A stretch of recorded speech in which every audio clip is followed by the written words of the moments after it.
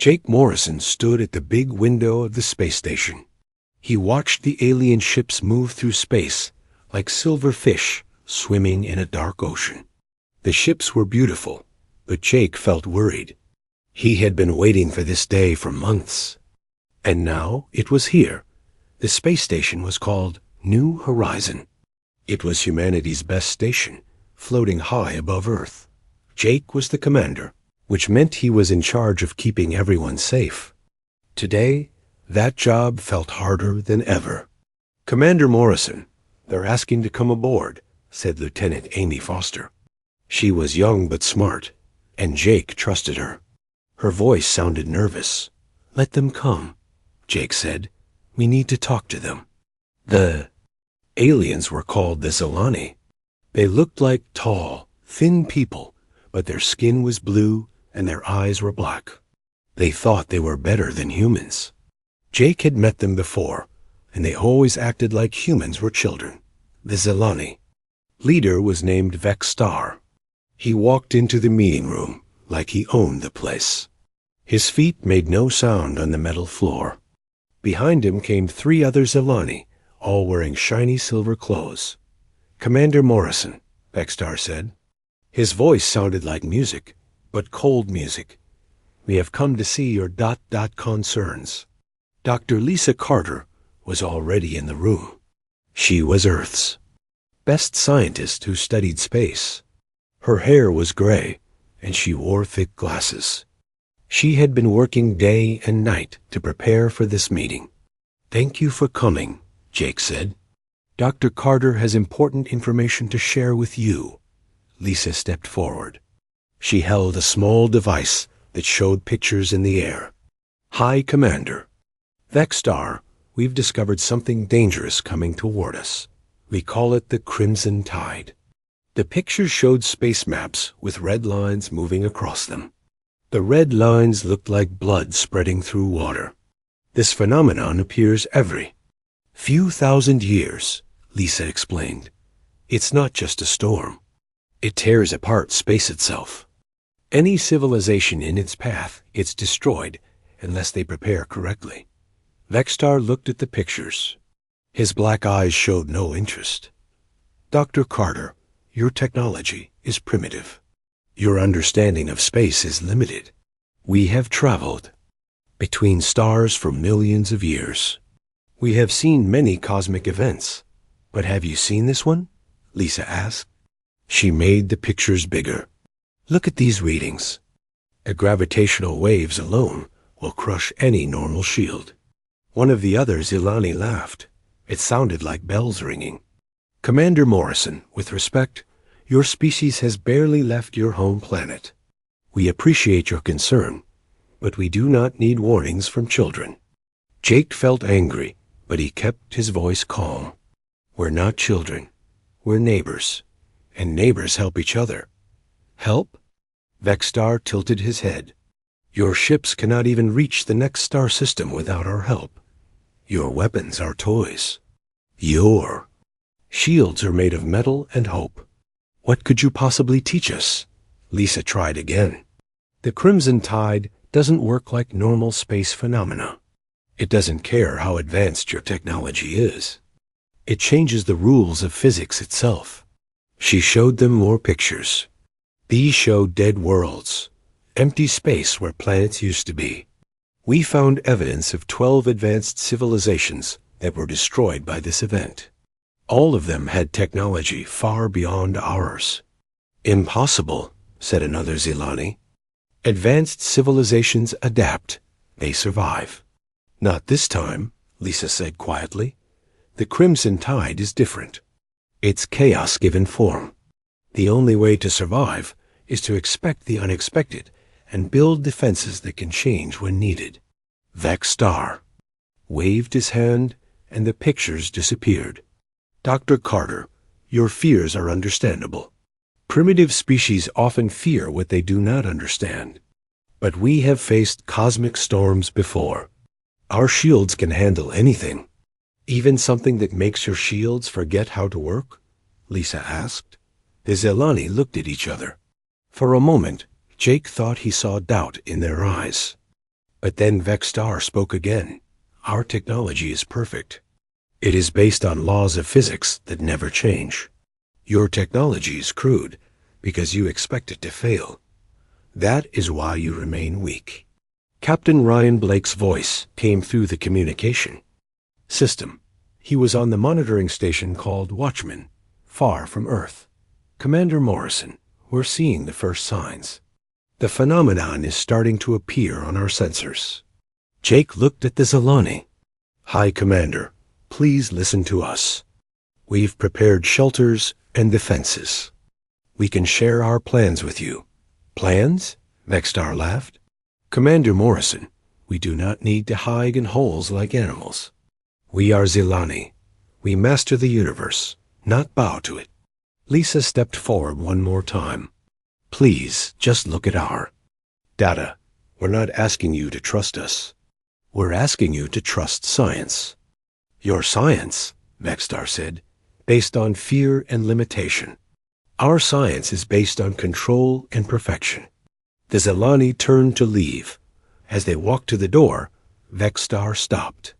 Commander Morrison, we thank you for your concern, but we will handle this cosmic event as we have handled all others, with strength and superior technology. After they left, Jake looked at Lisa. She was staring at the empty air where her pictures had been. They won't listen, she said. No, Jake agreed. They won't. Amy Foster spoke up. Commander, Captain Blake is reporting more activity. The phenomenon is getting stronger. Jake walked back to the window. The Zilani ships were moving away from the station. They looked confident and beautiful, sailing through space like they owned it. Send a message to all human colonies, Jake said. Tell them to prepare for the crimson tide. We're on our own.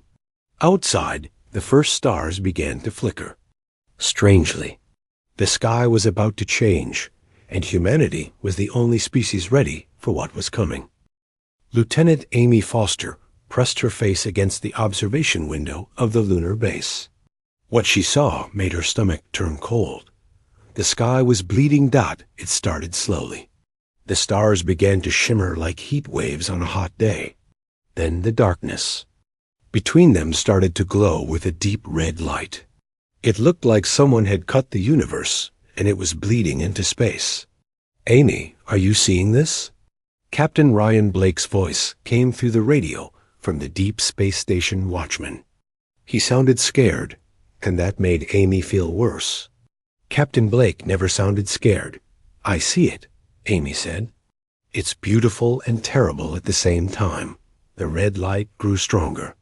It pulsed like a heartbeat, slow and steady.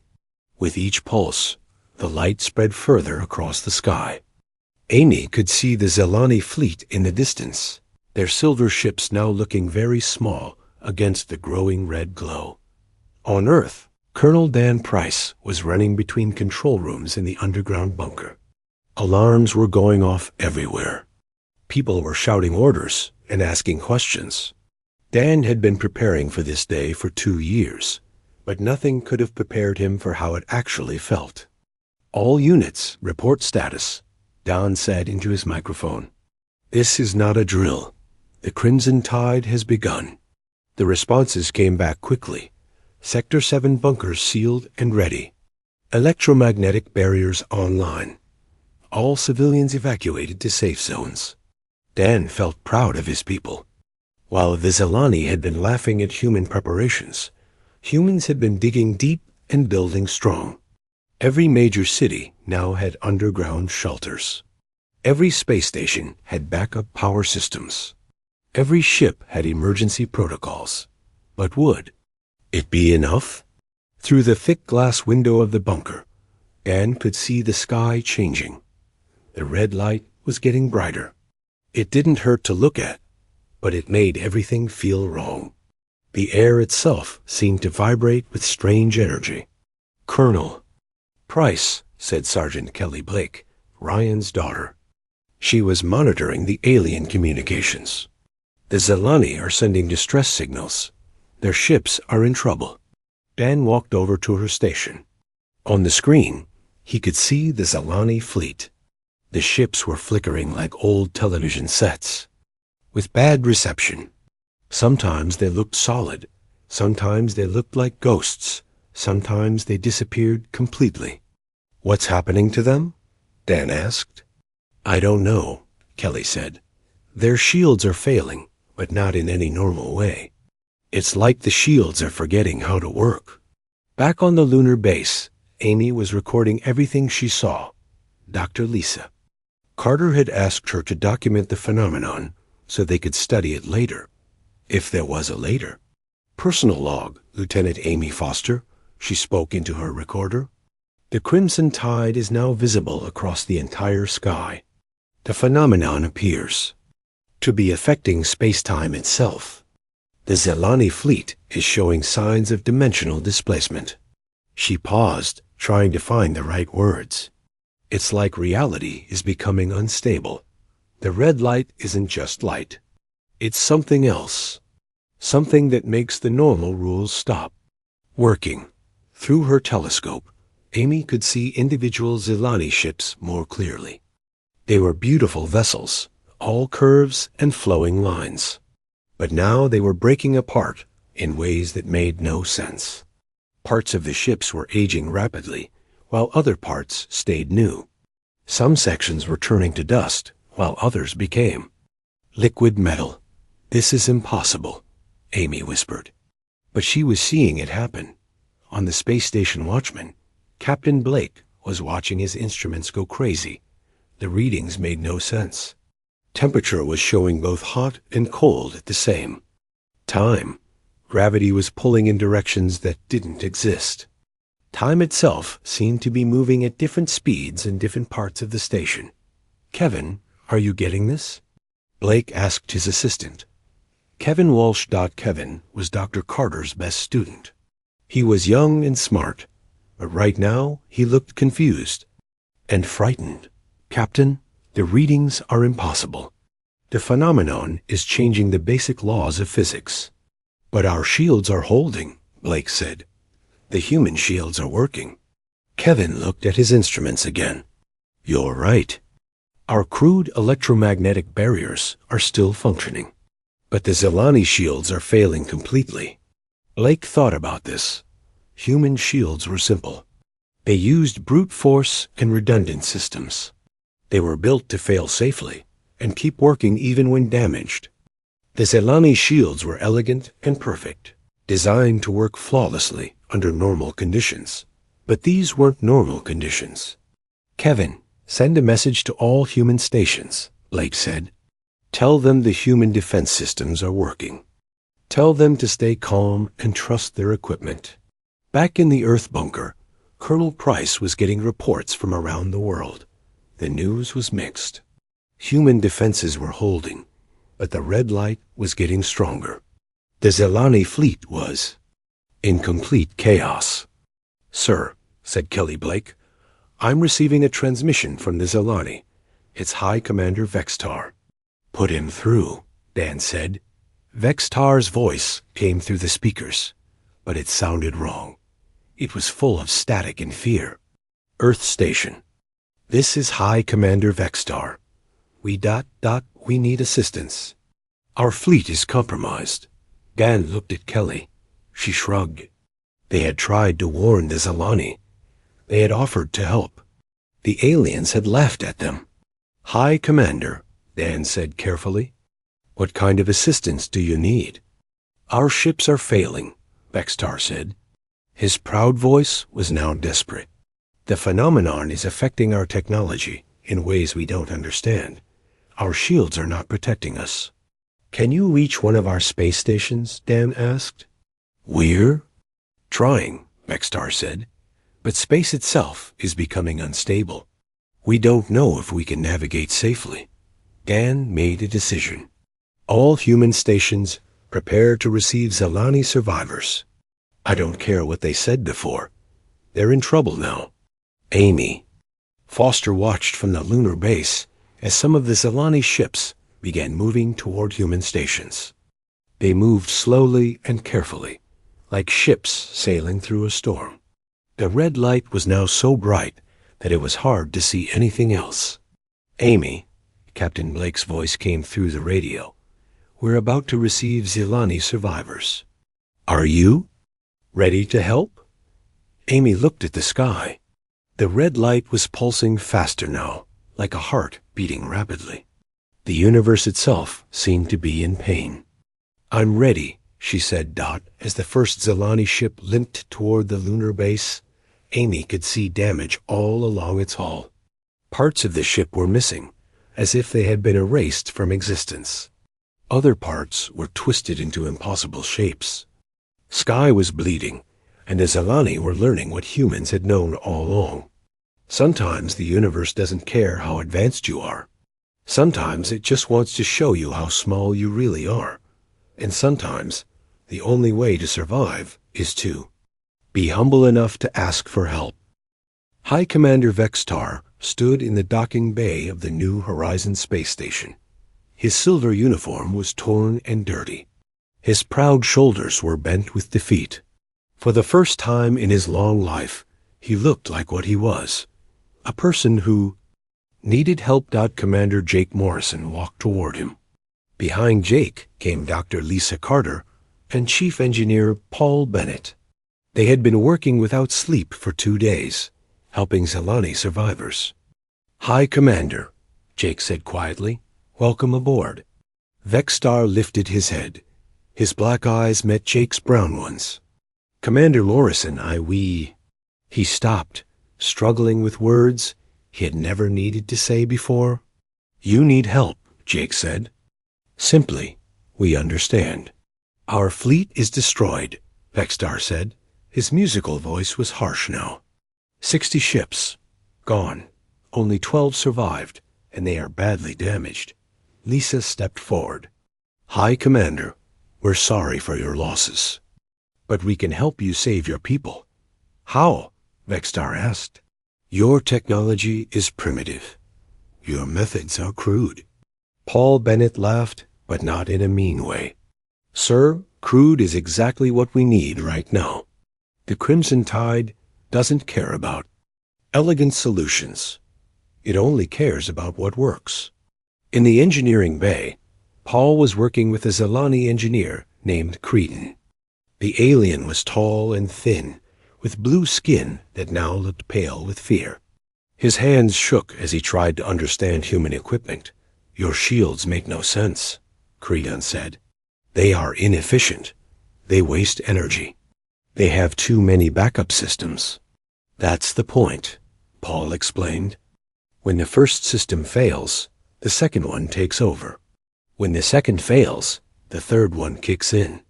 We build our stuff expecting it to break." "But why?" Creedon asked. "Why not build it perfectly from the start?" Paul showed him a human shield. Generator. It was big and ugly, with thick cables and heavy metal plates. Next to it was a Zilani shield generator that looked like a work of art, all smooth curves and glowing crystals. "Because perfect things break perfectly," Paul said. "When your shield fails, it fails completely. When our shield fails, it fails slowly and gives us time to fix it." The red light outside was getting stronger. Through the thick windows, they could see space itself bending and twisting. Stars were moving in impossible patterns. Reality was becoming unstable. "Paul," Creedon said quietly, "how did you know this would happen?" "We didn't," Paul admitted. "But we knew something would happen. The universe is big and scary, and full of things we don't understand, so we prepare for everything." On the lunar base, Lieutenant Amy Foster was helping Zilani survivors learn to use human equipment. It was hard work because the aliens had never needed to think about backup plans. "The breathing mask goes over your nose and mouth," Amy explained to a young Zilani named Zilara. "If the main air system fails, this will keep you alive." "But why would the air system fail?" Zilara asked. "Air systems don't fail." "They do. During the Crimson Tide," Amy said. "The red light changes everything. It makes reliable things unreliable." Zilara looked confused. On our worlds, we built perfect air systems. They never failed. That's because you never faced anything like this, Amy said. We humans have always lived with danger. Storms, earthquakes, volcanoes. We learned to expect problems. Through the lunar base windows, they could see the crimson tide growing stronger. The red light was now so bright that it was hard to look at directly. More importantly, they could see it was moving toward the Zelani home system. Amy, Captain Blake's voice came through the radio. We're getting reports from the Zelani colonies. The phenomenon is approaching their home worlds. Amy looked at Zilara. The young alien's face went pale. My family, she whispered. They're on the 4th planet. How many people? Amy asked. Billions, Zilara said. Billions of my people, and they have no idea what's coming. Amy grabbed her radio. Captain Blake, we need to start evacuation. Operations immediately. Already on it, Blake replied. Sergeant Kelly Blake is organizing a joint human Zelani rescue mission. Sergeant Kelly Blake stood in the briefing room of the rescue ship Defiant. Around her were humans and Zelani working together for the first time. The Zelani looked uncomfortable in human spacesuits, but they were trying. Listen up, Kelly said. We have maybe 6 hours before the Crimson Tide hits the Zelani home system. That's not enough time to evacuate everyone, but we can save as many as possible. A Zelani officer named Mortek raised his hand. Sergeant Blake, why are you helping? You? We treated your species poorly. Kelly looked at him. Because it's the right thing to do. And because we're all in this together now, the rescue mission was dangerous. The Crimson Tide was making space travel difficult. Navigation systems were failing. Communication was breaking down. But the human ships kept going, using their crude but reliable technology. This is impossible, Mortek said as they flew through space that was bending around them. How are your ships still working? Because we built them to work when things go wrong, Kelly explained. Your ships are designed for perfect conditions. Our ships are designed for terrible conditions. They reached the first Zelani colony world just as the red light began to touch its atmosphere. The planet was beautiful, with crystal cities and floating gardens. But the Crimson Tide was already starting to affect it. The buildings are becoming unstable, reported Kevin Walsh from the sensor station. The crystal structures are resonating with the phenomenon. How many people can we take? Kelly asked. Our ships can carry about 10,000, Kevin said. But there are 50 million people on the planet. Kelly felt sick. They couldn't save everyone, but they could save some. Start with the children, she ordered. Then the elderly, and anyone who can help us save others. The evacuation was heartbreaking. Families were separated. People had to leave their homes and everything they had ever known. But they were alive, as the rescue ships flew away from the planet. Everyone watched through the windows. The Crimson Tide was washing over the world like a red ocean.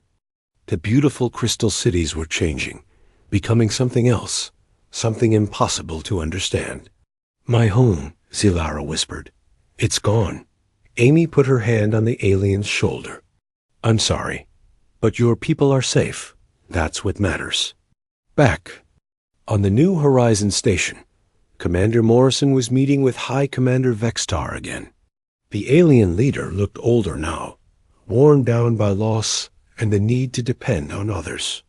Commander Morrison, Vextar said, I owe you an apology. We were wrong about your species. You don't owe us anything, Jake said. We're just doing what neighbors do. But why? Vextar asked. We dismissed you. We called you primitive. We refused your help. Jake thought about this. Because we've been where you are now. We faced disasters we couldn't control. We've learned that the universe doesn't care about pride or perfection. It only cares about survival. And survival requires cooperation, Vextar said slowly. Yes, Jake agreed, and humility. and the willingness to admit when you need help. Outside, the crimson tide continued to spread across the galaxy. But for the first time, two species were working together to face it. The humans with their crude but reliable technology, and the Zelani with their knowledge and desperation. It wasn't perfect. It wasn't elegant. But it was working. And sometimes that's all that matters. Admiral Greg Mason stood on the bridge of the command ship Defiant. Around him, dozens of screens showed the largest evacuation in galactic history. Ships were moving everywhere, carrying refugees from world after world as the crimson tide spread across the galaxy. "Admiral," said Lieutenant Tony Williams, "we're getting reports from 17 star systems. The phenomenon is moving faster than we predicted." Greg looked at the main screen. The galaxy map was covered in red zones, showing where the crimson tide had already struck. It looked like a disease spreading through space, consuming everything. In its path, "How many people have we saved?" Greg asked. "Over 200 million so far," Tony replied. "But there are billions more in the danger zones." Greg felt the weight of command on his shoulders.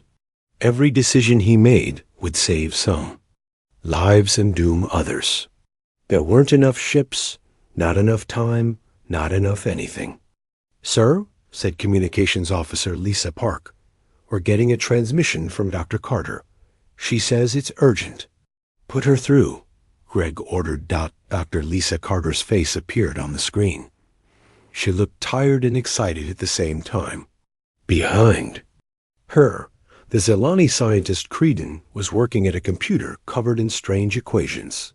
"Admiral Mason," Lisa said, "we've made a discovery. The crimson tide isn't just a natural disaster. It's a recurring event that happens every few thousand years." "What do you mean?" Greg asked. Creedon stepped forward. "Admiral, we've been analyzing the phenomenon with Dr. Carter. We found evidence of 12 previous occurrences. Each time, advanced civilizations were destroyed." Lisa nodded. "The pattern is clear. Species that rely too heavily on perfect technology get wiped out. Only adaptable species survive." "But why?" Greg asked. "What causes it? We think it's the universe's way of preventing any one species from becoming too dominant," Lisa explained. "The crimson tide resets the galactic balance of power." On the planet Kepler 442b, Marine Captain Tony Williams was leading an evacuation team through a city that was falling apart. The buildings were made of some kind of metal that was now turning to liquid. The streets were becoming quicksand. "Move! Move! Move!" Tony shouted to his team. "We have maybe 10 minutes before this whole place collapses." Behind him, a mixed group of humans and Zelani were carrying children and elderly aliens to the landing ships. The Zelani civilians were panicking, but the human Marines stayed calm. They had trained for disasters like this. "Captain Williams," said Corporal Beth Martinez, "the Zelani are saying their teleportation system could get us out faster." "No," Tony said firmly. "Their advanced tech is failing. We stick to the plan. We walk out the old-fashioned way." A young Zelani officer named Felinoir looked confused. "Captain, walking will take too long. We have technology that can transport us instantly." "And what happens when that technology fails?" Tony asked. "We die instantly." As if to prove his point, a group of Zelani civilians tried to use their teleportation device. The machine sparked and failed, leaving them stranded in the middle of the collapsing city. "Our way might be slower," Tony said, "but it's reliable." They made it to the ships just as the city finally collapsed completely. Tony watched through the ship's window as the beautiful alien metropolis turned into something that looked like a surreal painting. Buildings became gas, roads became light, and the sky became a mirror. "How did you know the teleporter would fail?" Felinoir asked. "Because everything fails eventually," Tony said. "The trick is to plan for failure."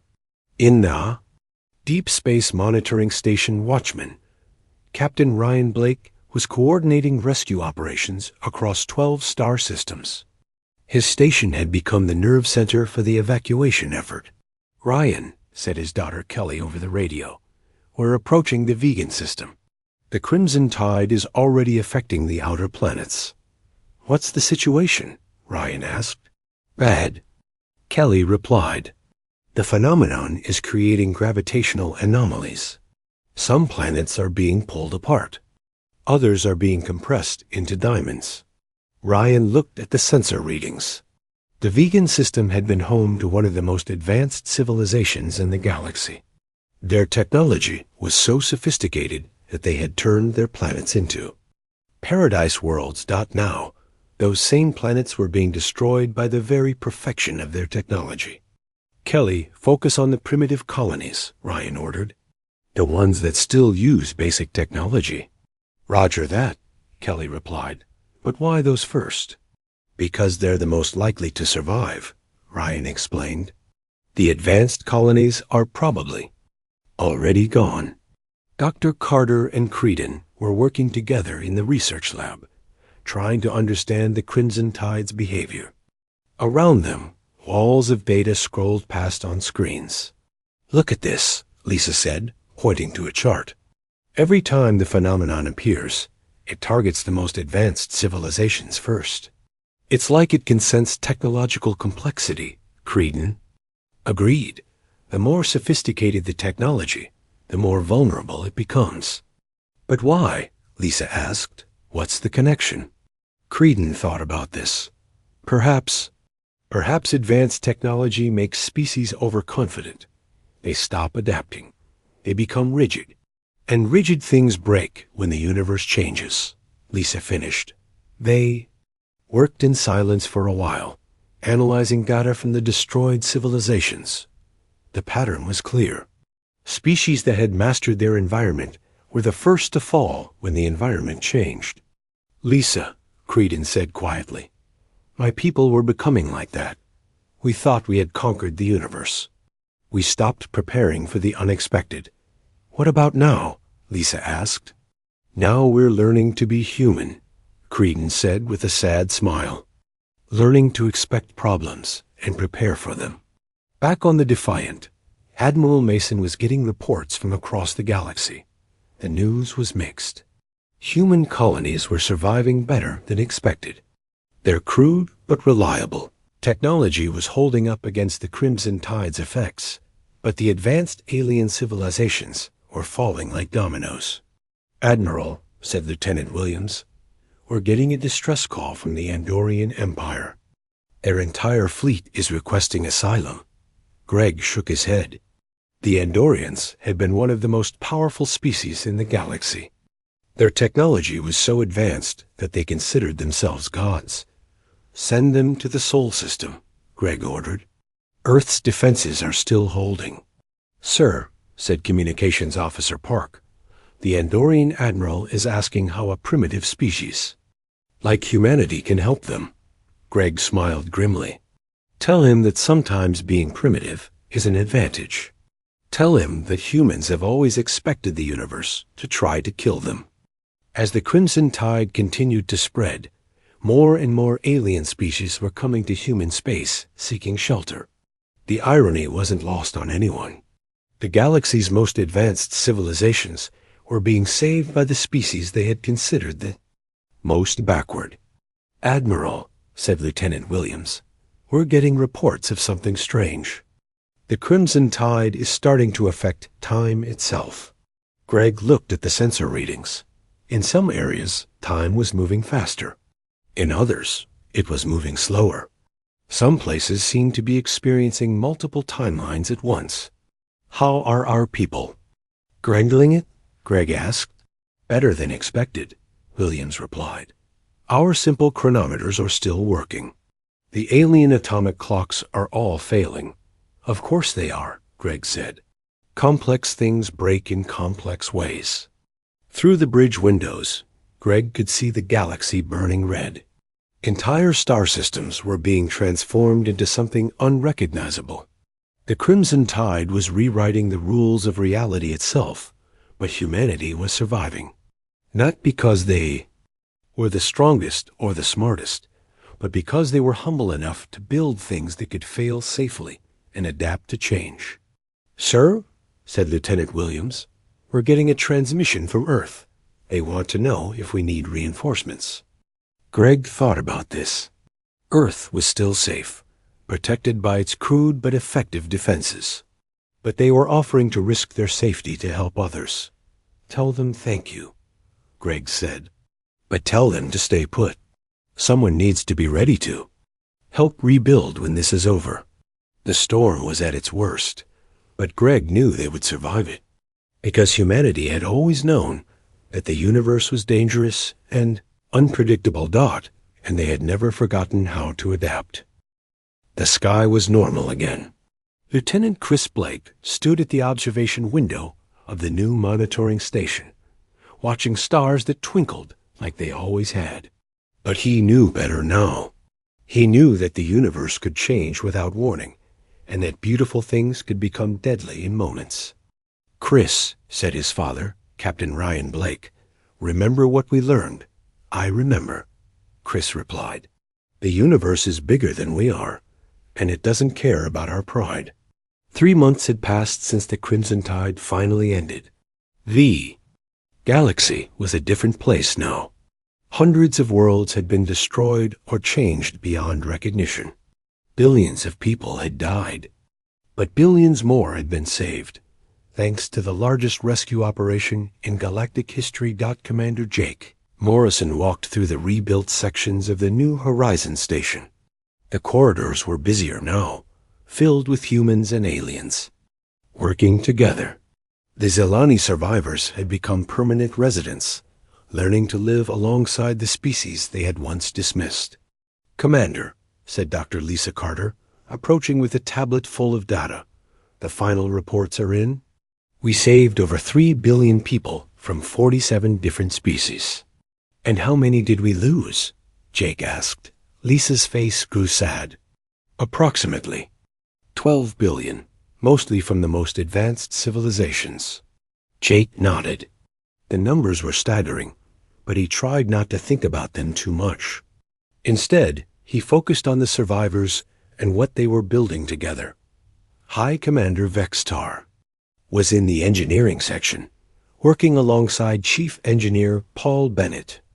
The proud alien leader was learning to use human tools, his elegant hands now covered in grease and calluses. "Vextar," Paul said, "you're getting better at this. Your welds are almost as ugly as mine." "Thank you," Vextar replied seriously.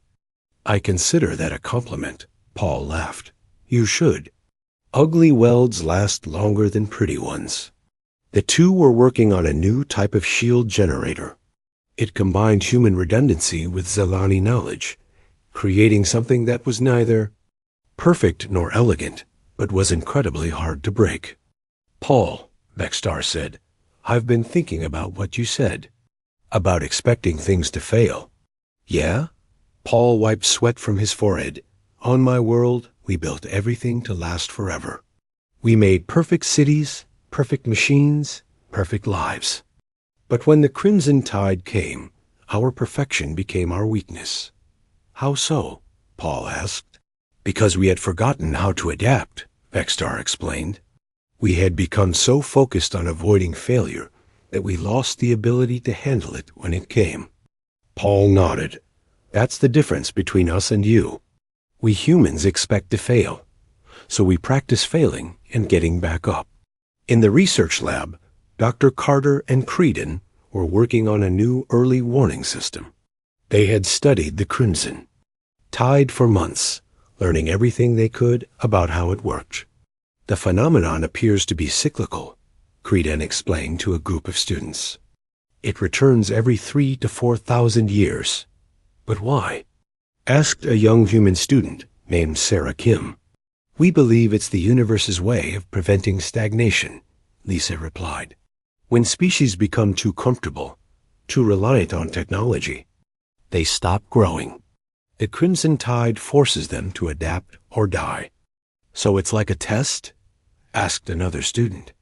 More like a reminder, Creedon said.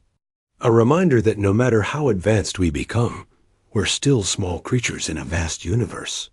The new colonies were different from the old ones. The surviving. Zalani had learned from humanity's example. Instead of building perfect crystal cities, they built sturdy settlements with backup systems and redundant power sources. Zilara was helping design one of these new colonies on a planet called New Haven. She worked with human architects to create buildings that could survive disasters. Why do we need so many emergency exits? Asked a Zalani engineer. Because you never know which one you'll need, Zilara explained. Before the Crimson Tide, I thought emergency exits were signs of poor planning. Now I know they're signs of good planning. Lieutenant Amy Foster was training new recruits at the lunar base. The class was mixed, with humans and various alien species learning together. The most important lesson, Amy told them, is to stay humble. The universe is full of surprises, and not all of them are pleasant. A young Zalani recruit raised her hand. Lieutenant Foster, how do we prepare for things we can't predict? By building flexibility into everything we do, Amy replied. By always having a backup plan, and by never assuming we know everything. On Earth, Colonel Dan Price was overseeing the construction of new defense networks. The systems were being built with input from dozens of species, combining the best ideas from across the galaxy. The key, Dan explained to his engineers, is redundancy. If one system fails, 3 others can take its place. But that's so inefficient, complained a vegan engineer who had survived the disaster. Inefficient, yes, Dan agreed, but reliable. And when the universe is trying to kill you, reliability matters more than efficiency. Captain Tony Williams was leading a joint human-alien team to explore the areas affected by the Crimson Tide. What they found was both terrifying and beautiful. Some worlds had been completely transformed, becoming places where the laws of physics worked differently. Look at this, said Corporal Beth Martinez, pointing her scanner at a tree that was growing downward into the sky. A gravitational field is reversed. Can we live here? Asked Felinoir, the Zalani officer who had become Tony's second-in-command. Eventually, Tony replied, but we'll need to adapt our technology to work in these new conditions. How long will that take? Felinoir asked. Years, maybe decades, Tony said. But that's okay. We're not in a hurry. The universe taught us patience, along with humility.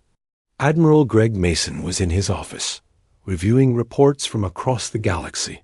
The recovery was going well, but slowly. Many species had been forced to start over completely, rebuilding their civilizations from scratch. Knock on his door interrupted his thoughts. Come in, he called. High Commander Vextar entered, carrying a datapad. He looked different now. His uniform was simpler, more practical. His bearing was still proud, but it was tempered with wisdom. Admiral Mason, Vextar said, I have the final casualty reports. Greg took the datapad and read through the numbers. They were still hard to look at, but they could have been much worse. 12 billion lost, Greg said quietly. But 15 billion saved. Yes, Vextar agreed. And all because humanity was willing to help, even after we had treated you poorly. We didn't help you because you deserved it, Greg said. We helped because it was the right thing to do. I understand that now, Vextar replied, and it's a lesson my people will never forget. Dr. Carter was giving a lecture to representatives from all the surviving species. The audience was diverse, with beings of many different shapes and sizes all listening intently. The Crimson Tide will return, she said. Our calculations show it will happen again in approximately 3,000 years. A worried murmur went through the audience. But we'll be ready, Lisa continued, because we're building a new kind of civilization. one that values adaptability over perfection, one that expects challenges and prepares for them. "What if we forget?" asked an Andorian representative. "What if future generations become complacent like we did?" "That's why we're building the warning network," Creedon said, standing up. "Monitoring stations throughout the galaxy, all connected, all watching for signs of the next crimson tide. And that's why we're changing how we teach our children," added Vextar. "We're teaching them to respect the universe, not try to conquer it." Lieutenant Chris Blake was back at his monitoring station, watching the stars. His equipment was a mix of human and alien technology, designed to be both sensitive and sturdy. "Chris," his father's voice came through the communication system, "are you seeing anything unusual?" "No, sir," Chris replied. "All quiet on the cosmic front." "Good," Ryan said, "but stay alert. The universe has a sense of humor, and it's not always funny." Chris smiled. His father was right. The universe was vast and strange and full of surprises. But humanity had learned to live with that uncertainty. They had learned to build defenses that could adapt, to make plans that could change, and to stay humble in the face of forces beyond their understanding. As Chris watched the stars, he thought about the future. Someday, the crimson tide would return, but when it did, the galaxy would be ready. Not because they had perfect technology or unbreakable defenses, but because they had learned the most important lesson of all. The universe was bigger than they were. And that was okay. In his final report, Chris wrote, "All systems normal. Early warning network operational. Galaxy status. Prepared for anything." He paused, then added, "We are no longer the species that tries to control the universe. We are the species that learns to dance with it. And that makes all the difference." Outside his window, the stars twinkled peacefully. But Chris knew that peace was temporary. Somewhere in the deep darkness between galaxies, forces were stirring that could challenge everything they had built. But he wasn't afraid. Humanity had faced the impossible before and survived. They had learned to expect the unexpected and prepare for the unprepared. The sky might turn red again someday, but when it did, the galaxy would be ready, because they had learned to listen to warnings, because they had learned to help each other.